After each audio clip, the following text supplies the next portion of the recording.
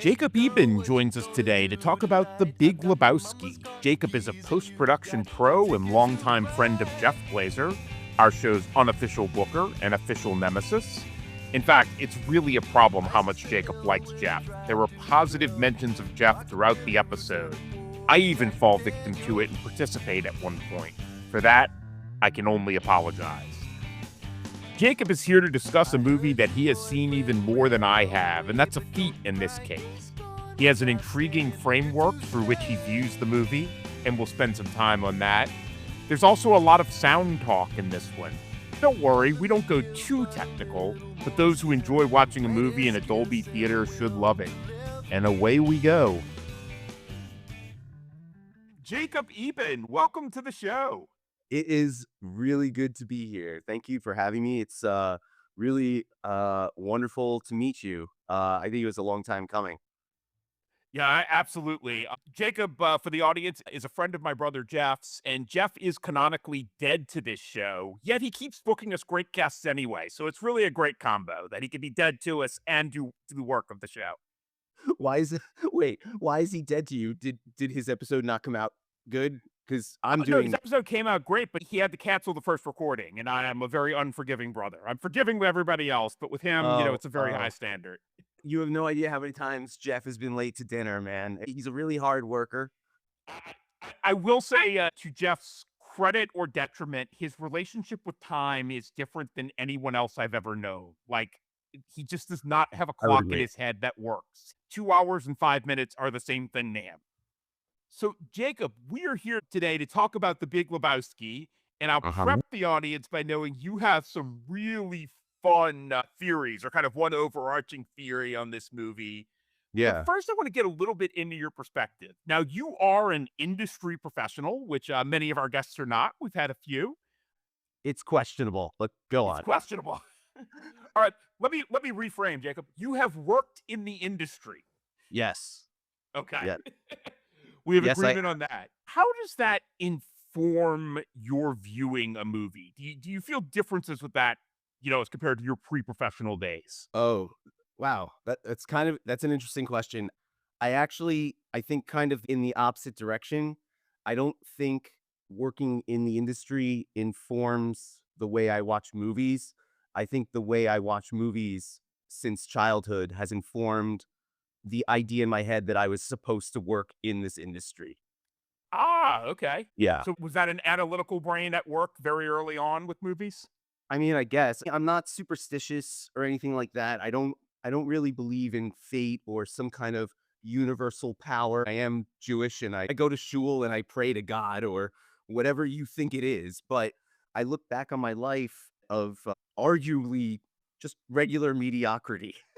And there are some really amazing things that have happened to me that I tell these stories to people and they're like blown away that I'm not like making film in Hollywood. I was born and raised in West Orange, New Jersey, which I've said it before in essay form and on another podcast that never came out. So lucky you.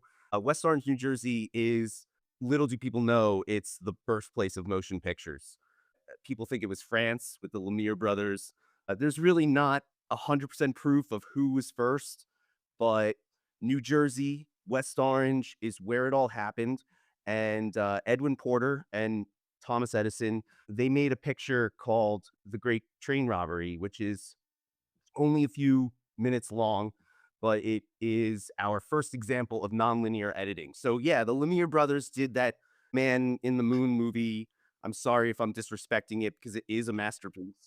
But for me, especially working as a post producer and a coordinator and a supervisor and putting those projects together and helping people who have way more experience than I do get something onto television or into the movie theater, I just think the Great Train Robbery in the history of West Orange is a lot more important to what we have in cinema today. Who's to say what we would have? It would probably be some version of the same thing from another town, but that it's from my town. I take a lot of pride in that. I've had some really good experiences. I really like sound a lot, and the Coen Brothers, I mean, their movies, even going back to their early stuff, like their first film, Blood Simple, I mean, it's It's just a rose gallery of wonderful sound. The world is very rich. You can tell that these guys take a lot of time to give us pieces of the story from the background while we're watching 2 to 3 very important characters. I don't think I discovered Fargo until, like, 1998, which was when Big Lebowski came out, and I Right. don't think I really discovered The Big Lebowski until I was in college, and I discovered The Big Lebowski in college the way a lot of people discover The Big Lebowski in college. You're rolling joints, you're smoking bongs, you go bowling, and they're like, "There's this cool movie," and you don't really when you're in college, you don't really think about what The Big Lebowski is saying to you about the larger issues, about American sensationalism and all of that. But your blazed buddy next to you leans over and he's like, "Hey, did you know? Did you know that Walter and Donnie are just figments of the dude's imagination? And you're just as high as him, and you're like, "Whoa, like, of course, dude. Like, oh my god, I can't believe" when there's millions of threads on the internet about this, about how Donnie and Walter are not real. Everybody, even people who don't like the movie, have heard this story. It took me a long time to really understand what the Coen brothers were trying to do. I didn't really even know if I was the audience for The Big Lebowski, and I really loved Fargo. And they are movies that are very different in tone, but kind of the same in moral view. So with Lebowski, you talked about discovering it in college. Did you feel that immediate emotional connection to it, or was that more over repeated viewings that kicked in? No, so part of my viewership, especially going back 1 second to all those early VHS recordings, a lot of my viewing comes from repeated viewings. The most Jewish thing about me is I don't really like change. I don't like new things. Once I get to know something, that's my part of my routine. So people they ask what your favorite movie is, and I say the corny thing that everybody reacts to. I'm like, I don't have a favorite movie. But the truth is, we're talking about The Big Lebowski today because I know, especially from college forward, and then in the last 10 years, probably since I got divorced 7 years ago, but no divorce happens in a vacuum of a single day. It happens over time. So I think like probably around 2018, so before COVID, the movie was 20 years old at that point, and that was when I think I picked up the Blu-ray, and I just spent a lot of late nights watching this movie. So at this point, even though I had already watched the movie a lot over the course of the 15 years that I had known about it, I think it would be reasonable to say that early on in those first 15, 20 years that the movie was available, I probably watched it 5 times a year, if not more, towards the back end of that period. And then from 2018 on, when I just had a lot of those, like, late TV nights where I wouldn't always know what to watch, I think between 2018 and 2024, I mean, if I watched The Big Lebowski 100 times, that's, like, not even really covering it. I just I love that movie and I really picked it apart and I picked it apart in a way that makes you nervous to talk to its creators about your theory because who's to say that there's any proof that Joel and Ethan were using The Wizard of Oz as a framework for The Big Lebowski. Everybody really goes to well, there's a lot of LA noir and you texted me earlier today or yesterday and you said I should be ready with some suggestions of other movies that I would tell people to watch if they were also a Big Lebowski fan. I think you're going to be surprised at some of the titles that I come up with later. My favorite with that is when people, and not just on this podcast, but in general in life, when people have kind of elliptical recommendations for you. Like, you don't necessarily need to Right. tell me that's just like it. Tell me the wild thing that you think I might enjoy. Yeah.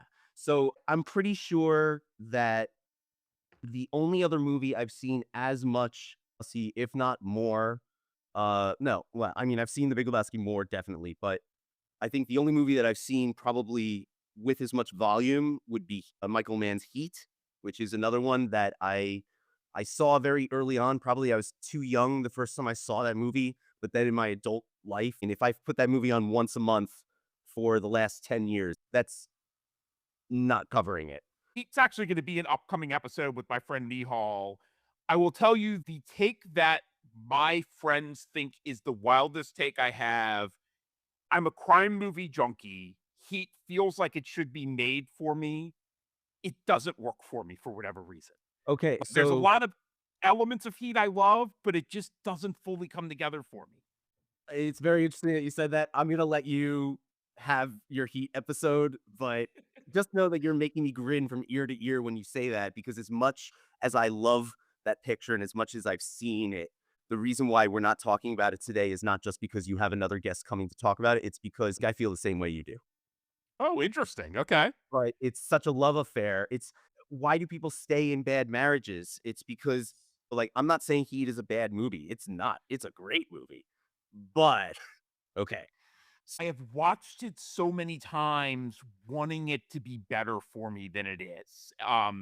Right. And because the stuff I love so much, it's like, oh, well, surely I'm just being too hard on the things I don't like.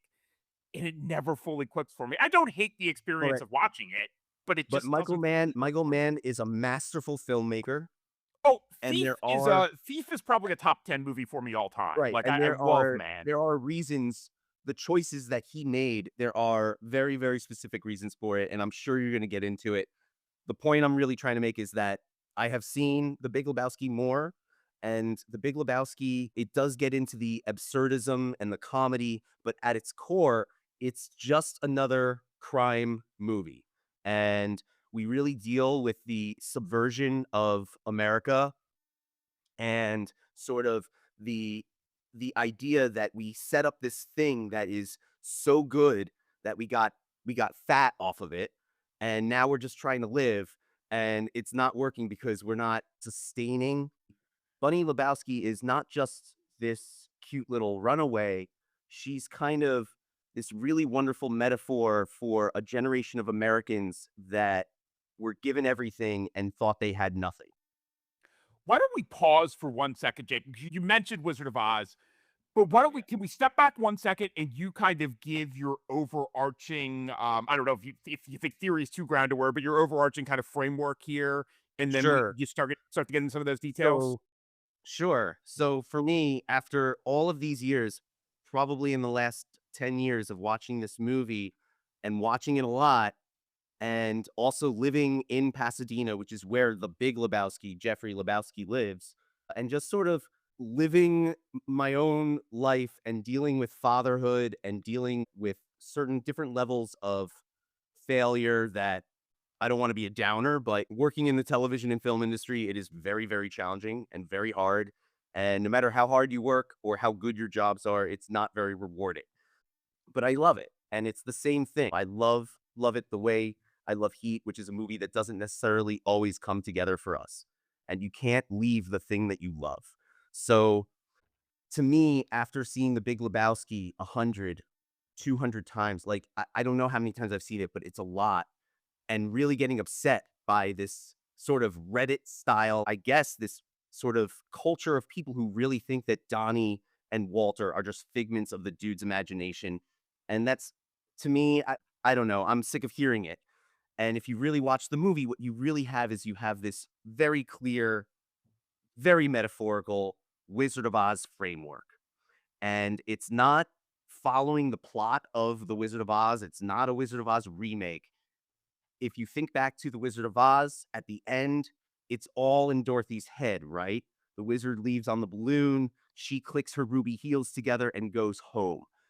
Maybe later on, if we have time, we'll talk a little bit about post production stuff, color, and sound. And, Wizard of Oz, obviously, color and sound are one of the most important parts of that movie. And I'm not even just talking about the black and the white to the color. We're talking about feet, you know, call up Quentin Tarantino. Red, ruby, it brings you home. Green, emerald, cold, sort of earthy, it takes you away from home, brings you to Oz, right? So all the colors of the rainbow are represented in this film, and they all mean something. So the framework of Wizard of Oz is we think it's a dream. But what I think the Coen brothers, maybe they were sitting down one day and they were like, well, what if Oz really is this place over the rainbow? And what if Oz really does exist? And Dorothy came from Kansas and went to Oz and did all of these things, all of these wonderful things, taught these guys, these three guys, the Tin Man, the Scarecrow, and the Cowardly Lion, how to change. If Dorothy had never come to the land of Oz, these three men would have never become the men who they were. And then what happens? She leaves. So, what do they do now? When your routine changes, and we think about this all the time in life. So, using that as an example, we have these experiences and we get into these routines, but then the routine changes and we think we're going to be able to retain the routine of going to the gym, of eating right, of doing our kids' homework together, of going to church or going to shul or going to the Buddhist temple, wherever, but we regress. So I think there's a framework here where even though the Scarecrow got a brain and the Tin Man got a heart and the Cowardly Lion learned, or at least was told, or at least got some piece of paper that said that he was now, had courage, Dorothy's gone. So they're going to regress. And what happens in the land of Oz? So the framework of Dorothy, she leaves, and I think in a way, so much has happened during The Wizard of Oz that if the land of Oz is this real place, you have to wonder what's happened. So the witch is dead, and the great and powerful Oz has left along with Dorothy.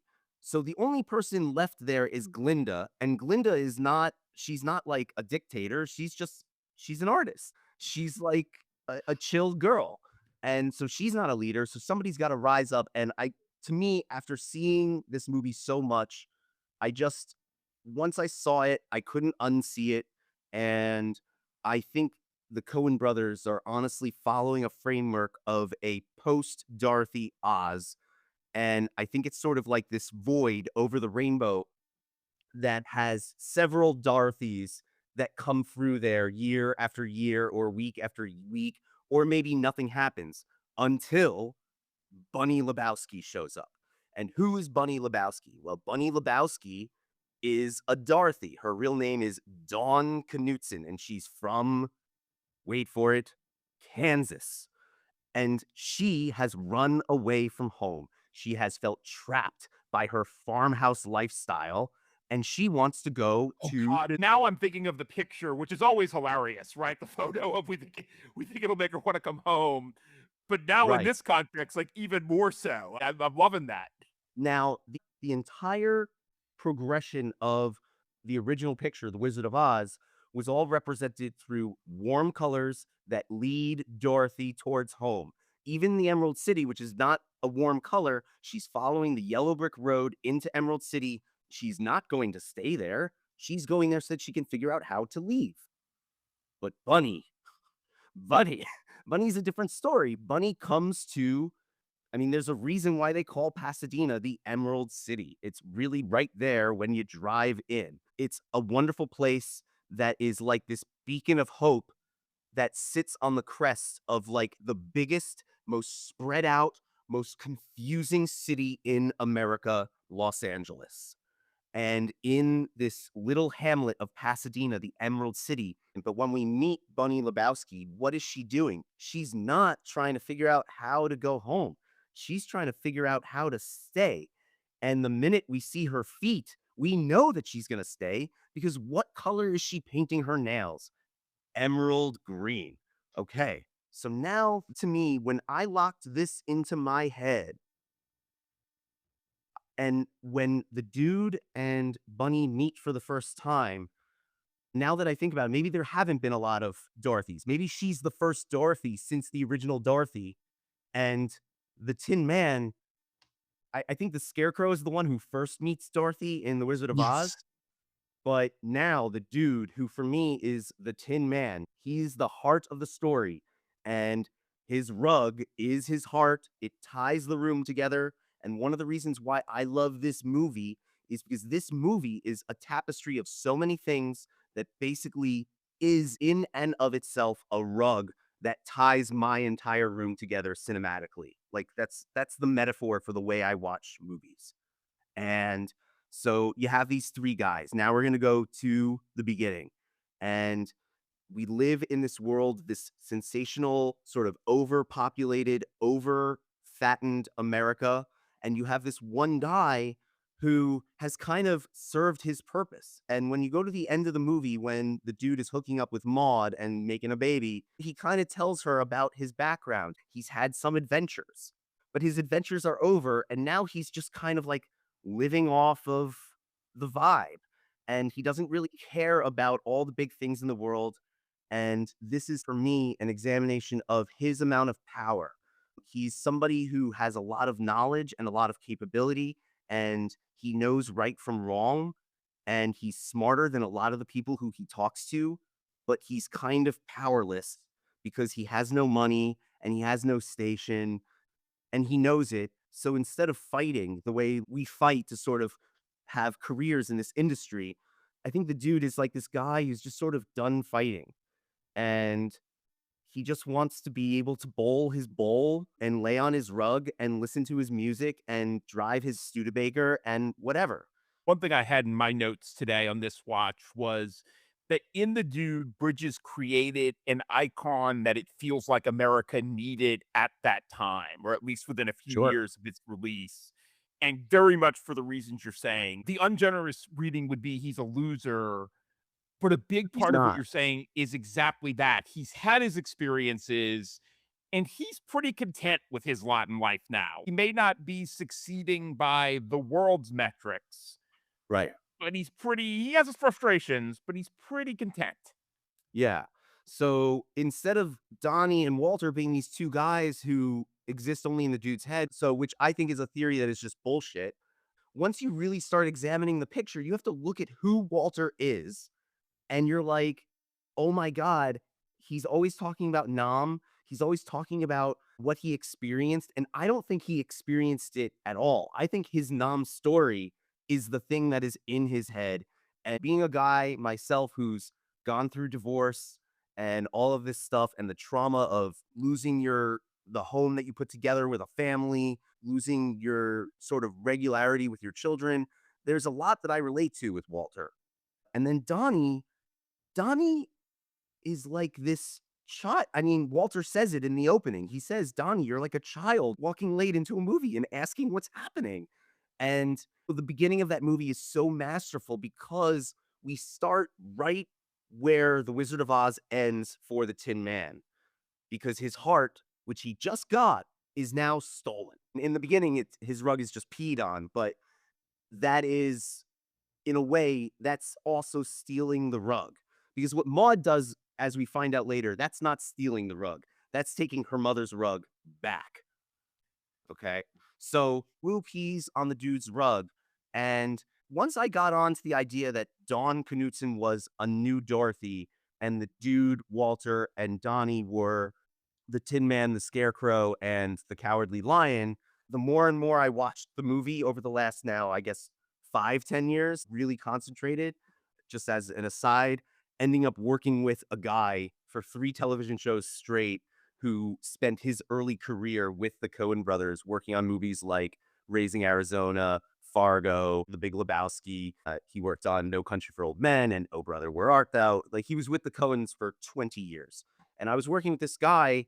I think when you're close to a master work as somebody who works on it, maybe you don't find it quite as special as other people do. There's no arguing the fact that this guy loves The Big Lebowski, but I don't think he sees it the way I do. And I can't even remember if I've ever discussed my Wizard of Oz framework with him. But if I haven't, it's because part of me is worried that this is all in my head. But for me, the characters are Well, really well let, there. let, let me pause you for 1 second on that question. I'll just give you kind of my general view on these things. Is as much as I tend to look at things through an auteur theory lens, in part because it just has been the way that movies are discussed going back to the 50s. I also, at the end of the day, ultimately don't think authorial intent matters nearly as much as audience experience. So I'm going to say there's no such thing as your theory being, well, there can be theories that are just wrong that aren't supported by the material. I guess it's fair to say. But that, Like Donnie and Walter being in the dude's head. That's wrong. I just think it's wrong. well, and also that is hack. Like, this character's in somebody's imagination or it was all a dream are just hack Yeah. interpretations that you hear thrown out about almost anything. So, I mean, Yeah. I'm just saying that, yeah, he may totally disagree with you.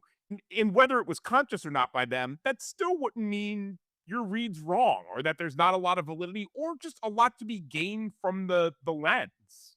I do appreciate that. Maybe you'll also be on the same boat with me once we're through here, because once I really got on that Dawn, Dude, Donnie, and Walter trade, all of the other pieces really kind of started falling into place for me. Most notably, you have Brad and the Big Lebowski, Jeffrey Lebowski. Brad is like the Emerald City Guard, and Jeff Lebowski, who we find out is a total fraud, like the great and powerful Oz is a total fraud. That sort of falls into place. There's no witch because the witch is dead, but Maud is kind of a very clear Glinda. She's the opposite of the nihilists. I would say the nihilists are like the witch's guard, and after she melted and died, they became nihilists because they dropped their trance, but they had no idea where they were going. I know I'm doing things on video and this isn't going to be on video, but they were rudderless.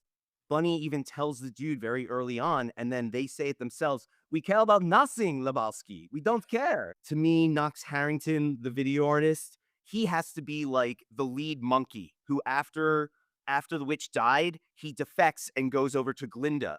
And even in the commentary, with the way she introduces him to the dude, she's like, "This is Knox Harrington, the video artist." Like, as if the dude should fucking know.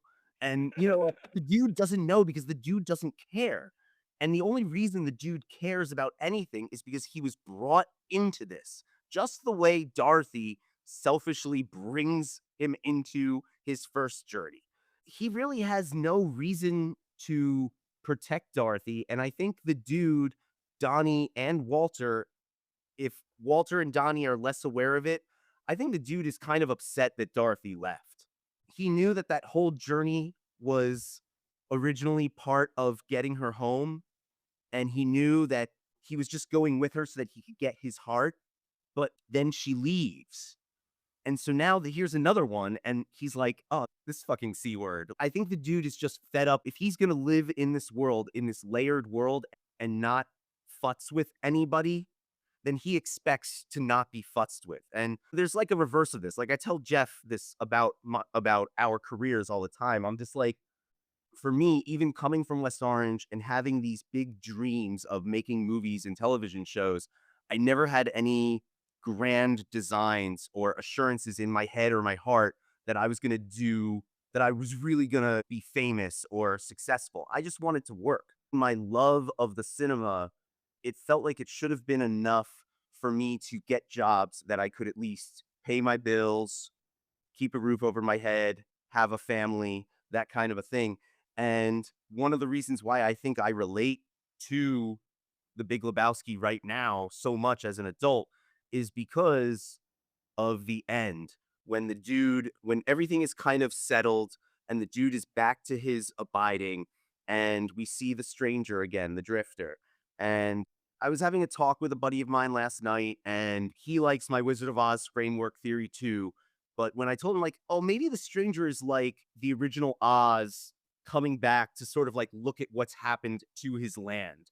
And for my buddy, that was a straw too far. He was like, "Now you're really pushing it."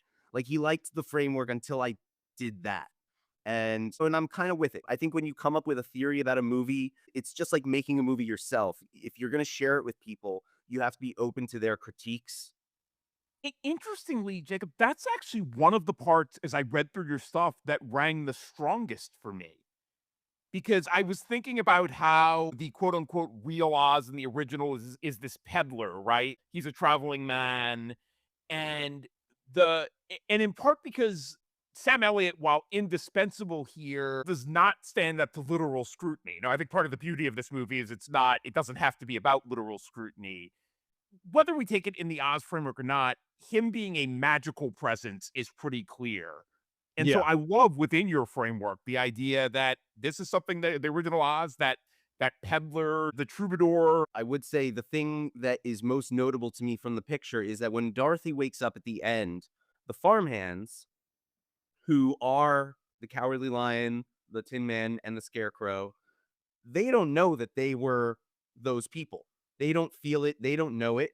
And even though Dorothy says, and you were there, and you were there, and you were there, like she's Oprah handing out cars, they don't know. They don't know who they were for her in this moment. So it stands to reason, I guess, if my buddy was going to convince me that I'm totally over the line on suggesting that the stranger is the original Oz revisiting the land of Oz, and you say, "Oh, that actually rang true for me," I would say the Great and Powerful Oz is that sort of peddler magic guy, but he probably, after he left Oz, he's probably there in Kansas, and he's probably a traveler, and he probably has no memory of being Oz.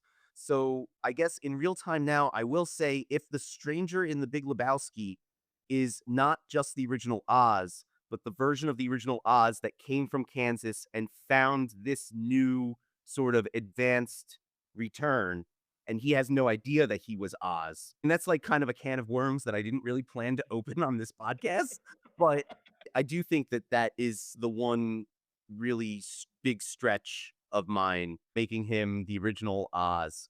But if you like it, then great.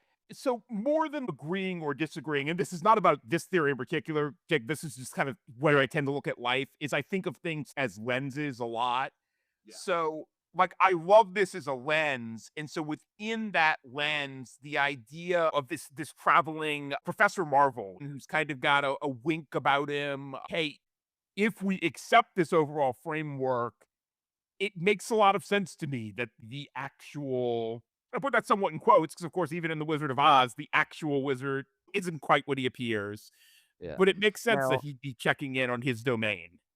so now we get into this framework, and I know your podcast isn't really, it's less film analysis and it's more, why is this movie your favorite movie, or why does it really resonate with you? And I don't know how well I can actually sell this because it's a very layered mix. If we're talking first just about the movie and sort of the visual layering, you can accept or reject my Wizard of Oz framework, but there's definitely the hard-boiled detective aspects of this, which is arguably, I'd say not early in their career, but kind of like a mid section of their career that was sort of started with Fargo and capped off by No Country for Old Men. So this is like kind of in the beginning of the middle is their sound work. So I can't really speak for other people's experiences. You know, Jeff and I, we've worked on shows like on the same lot, or we're offices that are close together. So in our experiences throughout the last, we graduated from film school 11 years ago. So over the last decade, we have spent a lot of time together during the day. If our offices are around, we'll get lunch, we'll go for a walk.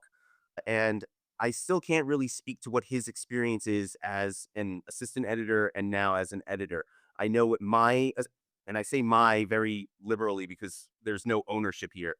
I should say more correctly, the assistant editors who work on the crew that I am also on, their experience is completely different from Jeff's. Our show is completely different from Jeff's. I've worked on tons of different shows. And for me, being a Coen Brothers guy, I always, out of the gate from USC, the only thing I really wanted to work on was crime drama. So I took the job that I did.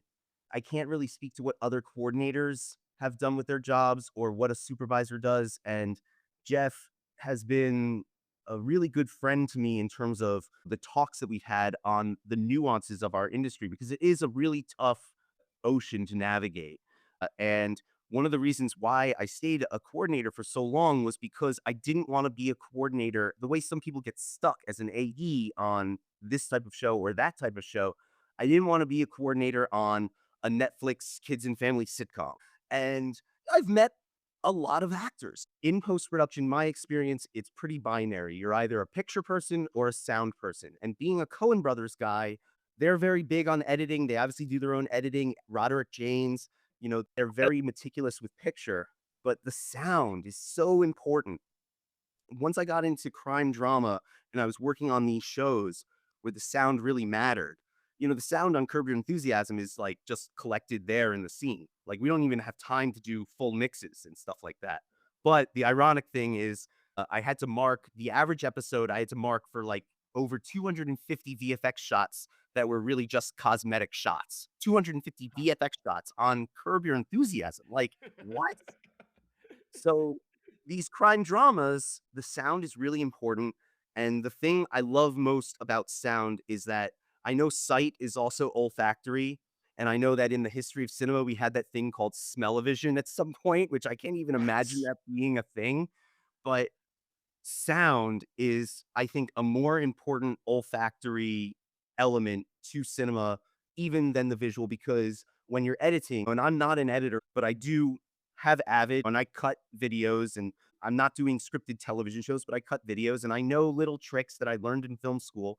And one of my favorite editing tricks is like when you throw a punch, you have the actor toss their punch across the other actor's space, and then right as the I know you can't see me, but right as the punch is passing the face, the editor cuts a frame out and we add sound. We add the and if you watch a movie like a Spielberg movie, for instance, not just in Indiana Jones, but anytime Spielberg has a punch, Munich, Minority Report, Indiana Jones, anytime somebody gets punched, the sound, I mean, Gary Rydstrom's punches are just, they're like a symphony compared to what we hear when you get in a bar fight outside the Blind Donkey. You know what I mean? Like it's, you've been to the French Quarter, you grew up in New Orleans, The sound of movie punches sound more like boxing punches than they do real fight punches. Right, Like, and, because also, if you've ever really heard someone get in a fight, and I'm from New Jersey, I've heard people tussle. When somebody gets punched, a bare knuckle punch, if it's a real punch that connects, I mean, things break, and it does oh, not sound good. yeah, it's bone on bone. It's a sound It you really does couldn't. not sound good. Yeah, It does you not could sound good. only use So it in movie if you're going for a shock factor. right. So for me, sound is like this really great thing. The thing I really like about sound more than picture, and probably why I never really made the leap to supervise or why I never really pushed hard enough to become supervisor was because the experience that was having, I understood that if I pushed through to supervisor instead of focusing on being a really good coordinator and learning how to be a producer, just making connections and maybe making a jump from coordinator to one day producing something of my own. I knew that if I moved into supervision, I would lose my exposure to the thing that I really loved. And the magic of sound, I know I just explained that little picture trick of cutting a frame out. I mean, when I first learned that, that to me was a game changer. But now when I talk to people about it, especially editors, they're like, yeah, fucking duh. That's film school 101, bro. Like, what are you talking about? Before we get too far afield, though, Jacob, bring me back to sound in the Coen Brothers movies in particular. For some context, I do not have nearly the expertise, obviously, that you or Jeff do. But I have said for years, if you can give me a theater with a perfect picture or perfect sound without the other, give me the perfect sound. I'll take the crappier picture because sound to Right. me is Okay. So where a so movie let's lives. I don't want to get too off, so I will focus back on sound. But with sound, to me, sound sort of completes the visual story with an olfactory element that is kind of embedded and magical in a way that only a few people can really understand. So, Jeff told me to also talk about my food experience, and it totally relates to the sound thing. You have to picture yourself watching a scene in a movie. I don't know if there are any there. Oh, there is a restaurant scene in The Big Lebowski. I was going to talk about The Sixth Sense for a minute, but there is a great restaurant scene in The Big Lebowski when Lebowski meets Walter at the coffee shop after he gets Bunny Lebowski's toe. Now, if we really isolate this scene and just watch it by itself and we don't know anything else about the movie, and we really, really watch it maybe 30 times over and over and over again, and if you're watching it maybe say on a mixed stage, and the first time you watch it, if it's my mother or my father watching it, they're gonna know that something is missing because the mixer is gonna take out all the kitchen clatter and all the sort of like somebody calling out an order in the background or in the bowling alley scene. Jeff and I were just talking today about the perfect sort of orchestration of when the Coen brothers choose to let us hear the crash of the pins. I was thinking about it as you mentioned your parents and true of mine as well, of that kind of missing ingredient that sound is the thing that you don't know it's what's sucking you in then it is what's sucking you in. At least not unless you're somebody who really pays attention to these things. And even for me, as compared to like you or Jeff, that's something I pick up on a second or third viewing where I go Right. like, And "Oh, like that's why this grabbed me so much." show don't tell is a really important part of the storytelling process. And we get so much more from an actor's look versus, oh, let me go to the mailbox and see what's in there. And I'm sure there are movies like that. There probably are movies where actors are just like bringing us along and tell, well, I think today I'm gonna have a sausage, egg, and muffin, blah, blah. And like it's part of the story, but it doesn't move the story. And for me, sound really moves the story. And you have like even those old B movies, like the Bela Lugosi stuff, that was where we really began to get like the creaking coffin opening. And we had guys, they needed to figure out how, when we had early zombie movies, we had guys, they had to figure out how to create the sound of breaking bones. And that's where we get the crack of celery, you know?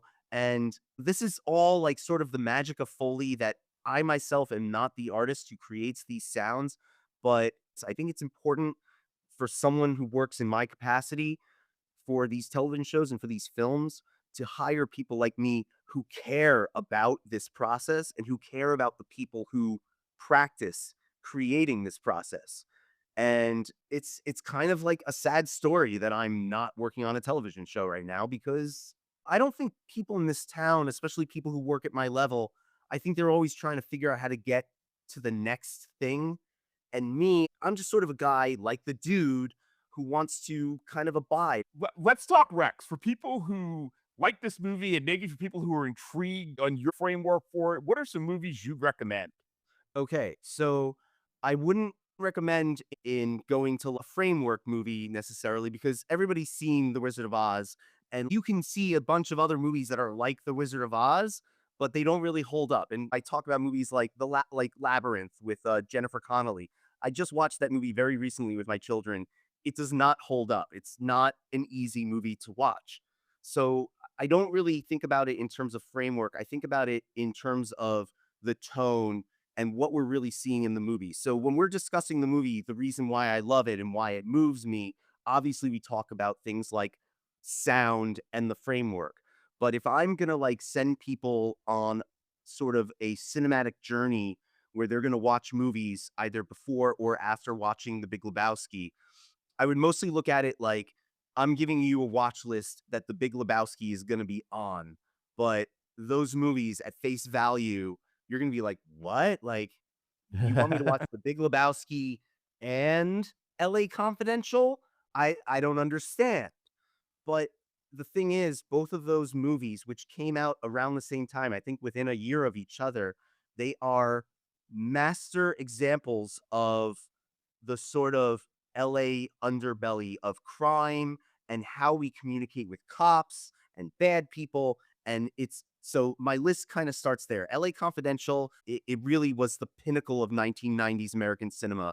As a little bit of quick background, my favorite cinema is 1990s American cinema. That's where I start. And the underbelly for that is my adoration for sort of like the reactionary revolutionary period of Hollywood, which is like 1963 to 1977. Those are like my two wheelhouses. And then beyond after that, we get into like the hard-boiled detectives and the crime stuff. So my list, I guess, do you want me to go through the list first, and then we can maybe pick out two and like Yeah, kind sounds of good. Yeah. quickly see? Okay, so my Big Lebowski list has a lot of movies that are not really like the Big Lebowski.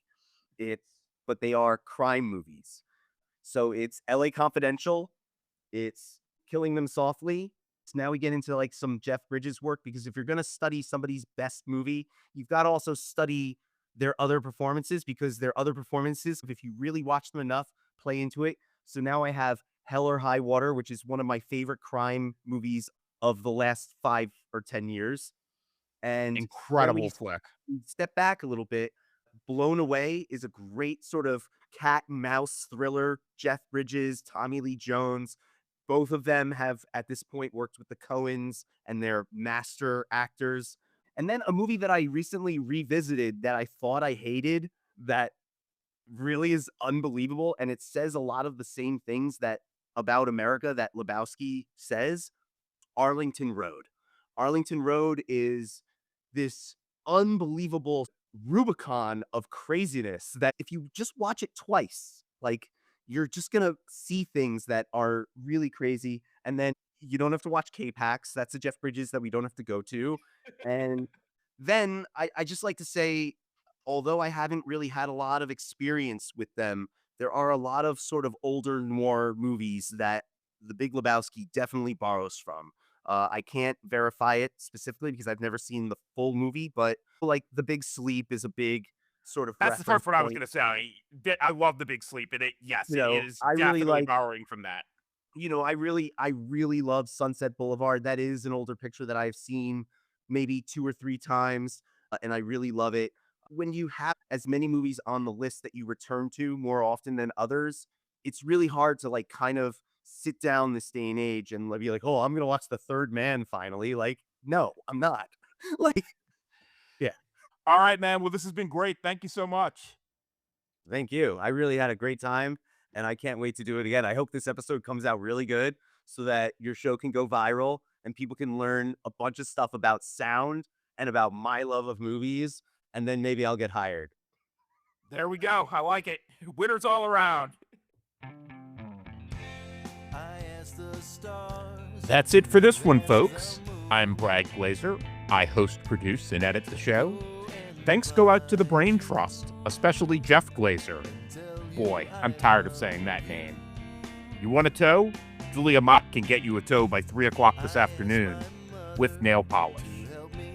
The music you hear at the beginning of the show and now is by my friend Richard Bates and his band The Huns. That's H-O-N-S.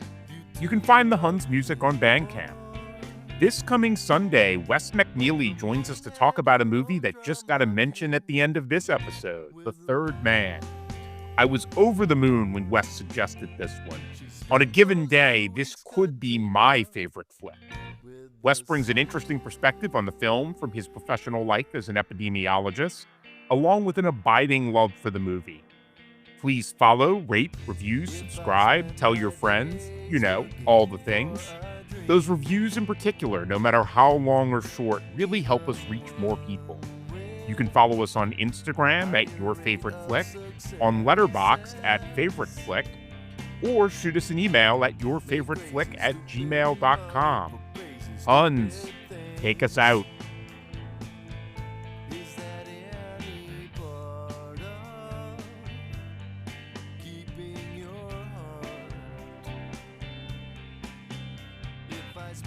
Same days brushing up on poetics.